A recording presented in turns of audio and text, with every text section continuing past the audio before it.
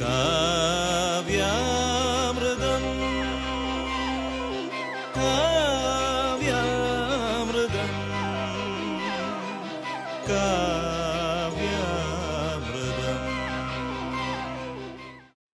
ദൈവഹിതം നിറവേറ്റി പിതാവിൻ്റെ പ്രീതി നേടുന്നവരാരാണ് എന്ന് ഈശോ സുവിശേഷത്തിൽ പലയിടങ്ങളിൽ പറയുന്നുണ്ട്.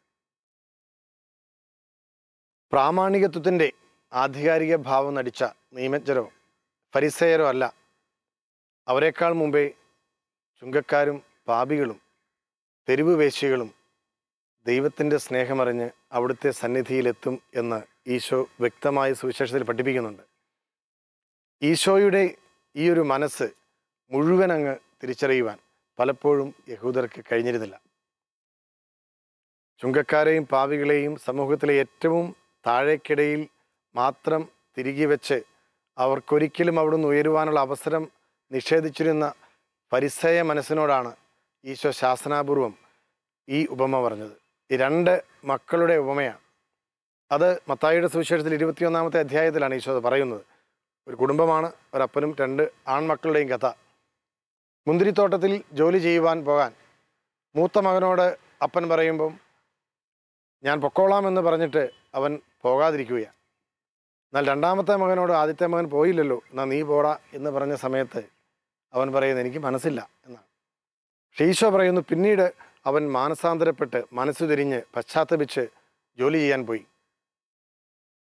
ഞാൻ ചെയ്തുകൊള്ളാം പൊയ്ക്കൊള്ളാം എന്ന് പറയുകയും ചെയ്യാതിരിക്കുകയും ചെയ്യുന്നതിനേക്കാൾ നല്ലത് മനസ്സു തിരിഞ്ഞ് വീണ്ടും ദൈവത്തിൻ്റെ ഹിതം നിറവേറ്റുവാനായി എത്തുന്നവരാണ് എന്നാണ് ഈശോ പറയുന്നത്. അതുകൊണ്ടാണ് അവിടുന്ന് പറഞ്ഞത് ചുങ്കക്കാരും പാപികളും നിങ്ങൾക്ക് മുൻപേ സ്വർഗരാജ്യത്തിലെത്തുമെന്ന്. നമ്മുടെയൊക്കെ വിശ്വാസധാരയിൽ, നമ്മുടെ സാധാരണ ഇടവകയിൽ പലപ്പോഴും നമ്മൾ കാണുന്ന വിശ്വാസത്തിൻ്റെ പേരിലുള്ള ഈ ഫാരിസേയ പ്രാമാണിക മേൽക്കോയ്മകൾ ഈശോ 2000 വർഷങ്ങൾക്ക് മുൻപേ പരിഹസിച്ച് തള്ളിയതാണ്. ഞങ്ങളാണ് ഈ ഇടവകയിലെ ആദ്യ വിശ്വാസികൾ. അതുകൊണ്ട് ഇടവക കമ്മിറ്റിയിലുമൊക്കെ ഞങ്ങൾക്ക് അല്പം പ്രാമാണികത്വം വേണം എന്നാഗ്രഹിക്കുന്ന ചിലരുണ്ട് പല ഇടവകളിലും. ഈശോ പറയുന്നത് അത്തരത്തിലുള്ള മേൽക്കോയ്മകൾക്ക് മുകളിലൂടെ ദൈവത്തിൻ്റെ കാരുണ്യം ഒരിക്കലും പറക്കില്ല എന്നാണ്. അതേസമയം താഴേക്കിടയിലുള്ള പാവപ്പെട്ടവരായ ആളുകൾക്ക് അവിടുന്ന് വാതിൽ തുറന്നു കൊടുക്കുകയും ചെയ്യുന്നു. മാനസാന്തരത്തിൽ നിന്നും പശ്ചാത്താപത്തിൽ നിന്നും അകന്നു നിൽക്കുന്ന മേലാള മനസ്സുകൾക്ക് അപ്പുറത്ത് സാധാരണക്കാരൻ്റെ അനുതാപത്തിൻ്റെ ഹൃദയവിശാലതയിലേക്ക് ഉണരുവാനാണ് ഈശോ ഇന്ന് നമ്മോട് ആഹ്വാനം ചെയ്യുന്നത്. കാവ്യാമൃതത്തിലെ നമ്മളിന്ന് കേൾക്കുന്ന ഈ ഗാനങ്ങൾ ഒരുപക്ഷെ ഈ ഒരു അനുതാപത്തിൻ്റെ മാനസാന്തരത്തിൻ്റെ മനസ്സ് നമ്മിൽ സമൃദ്ധമാക്കിയേക്കാം. കാവ്യാമൃതത്തിൻ്റെ ഈ പുതിയ എപ്പിസോഡിലേക്ക് ഏവർക്കും സ്നേഹപൂർവ്വം സ്വാഗതം.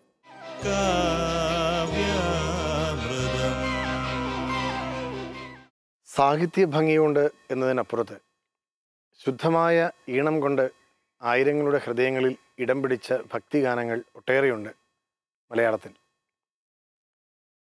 കണ്ണീരിൻ്റെ താഴ്വരയിലൂടി ഞാൻ അലയുമ്പോൾ ഒരു ഗതിയുമില്ല ജീവിതത്തിലെന്ന് വിചാരിച്ച് മനസ്സ് പിടഞ്ഞ് മറ്റാരുടെയും സഹായത്തിന് പോലും പോകാൻ പറ്റാത്ത രീതിയിലിരിക്കുന്ന അവസരങ്ങളിൽ പോലും നിൻ്റെ മനസ്സ് പതറേണ്ടതില്ല, ഞാനുണ്ട് നിന്നോടുകൂടെ എന്ന് സ്നേഹപൂർവം കാതിൽ മന്ത്രിക്കുന്ന ദിവ്യസ്വരമായി ഒരു ഗാനം കാലങ്ങളായി മലയാളികളുടെ ഹൃദയങ്ങളുടെ ഉള്ളിലൂടി ഇങ്ങനെ സഞ്ചാരം നടത്തുന്നുണ്ട്.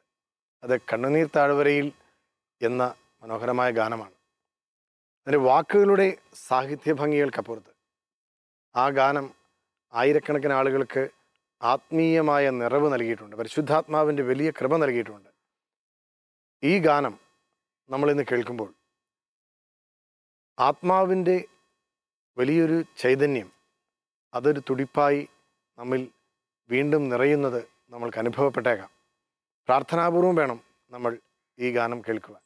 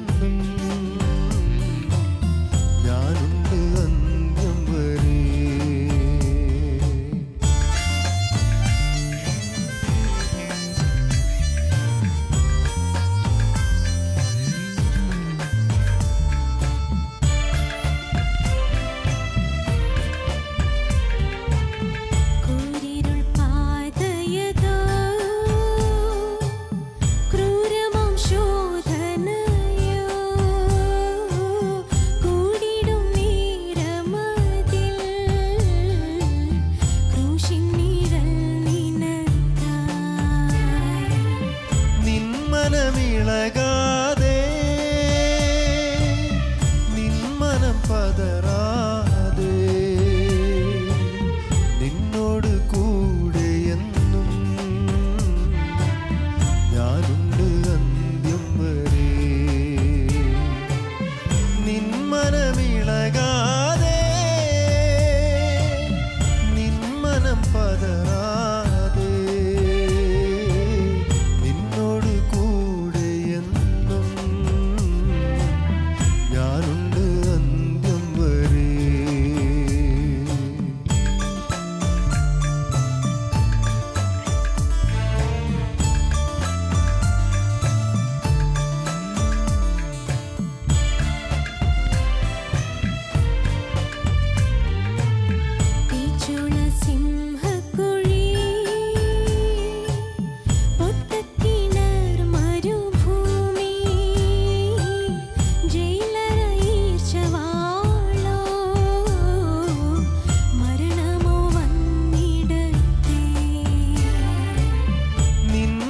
മനമിളകാതെ നിൻ മനം പതറാതെ നിന്നോട് കൂടെ എന്നും ഞാനുണ്ട് അന്ത്യം വരെ. നിൻ മനമിളകാതെ നിൻ മനം പതറാതെ നിന്നോട് കൂടെ എന്നും ഞാനുണ്ട് അന്ത്യം വരെ.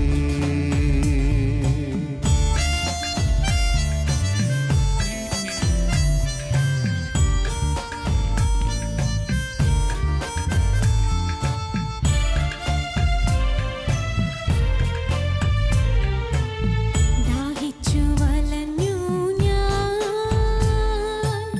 ഭാരത്താൽ വലഞ്ഞിടുമ്പോൾ ദാഹം ശമിപ്പിച്ചവൻ ദാഹജലം തരുമേ. നിൻ മനമിളകാതെ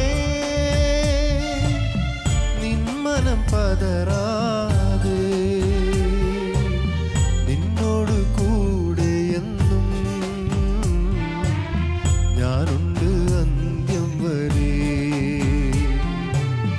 നിൻ മനമിളകാതെ നിൻ മനം പതറാതെ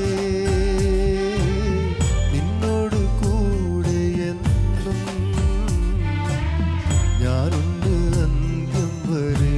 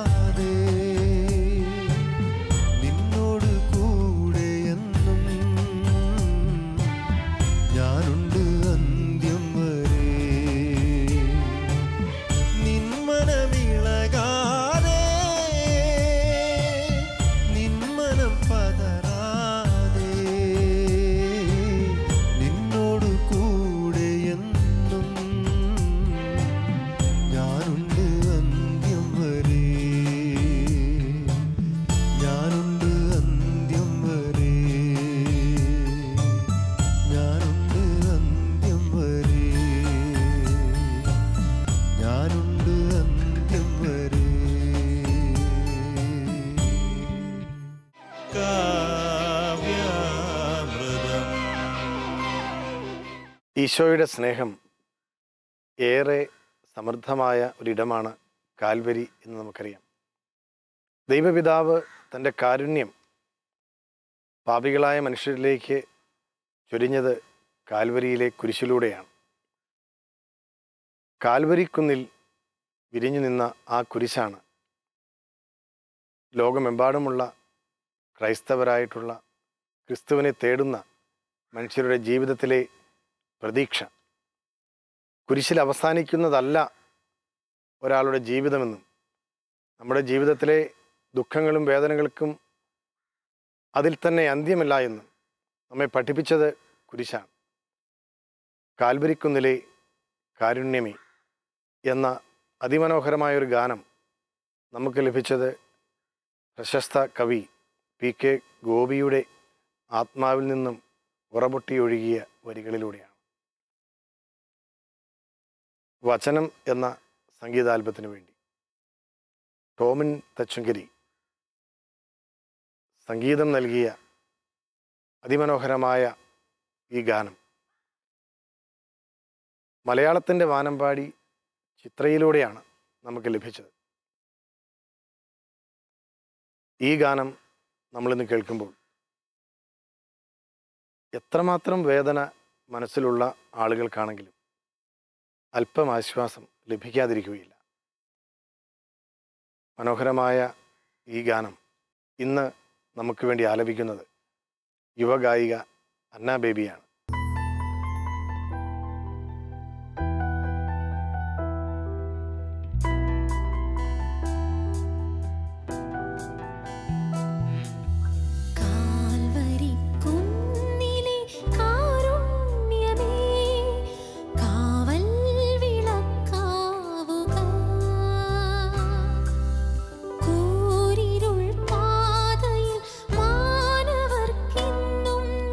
ദീപം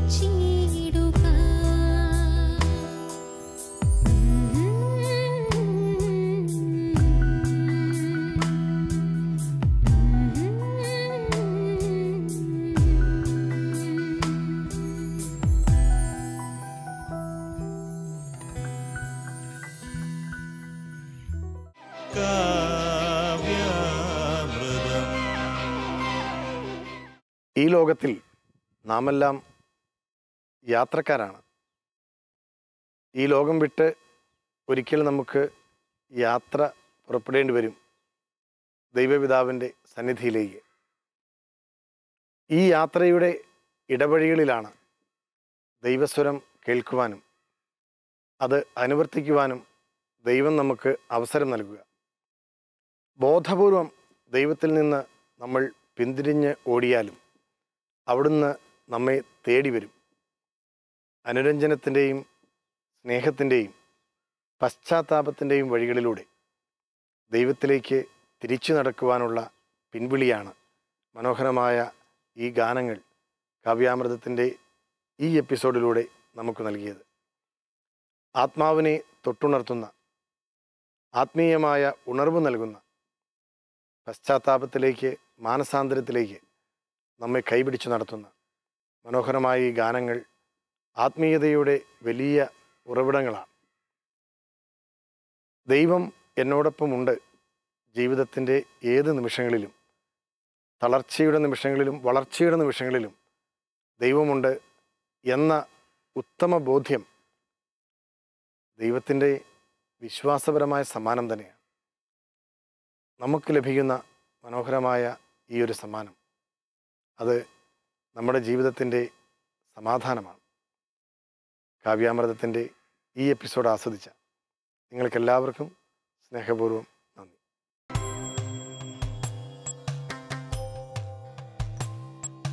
സത്യസൗന്ദര്യ സ്നേഹമാധുര്യം വഴിയുന്ന നിസ്തുല കാവ്യാമൃതം നുകരാം നമുക്കിനി നമ്മളിൽ തെളിക്കട്ടെ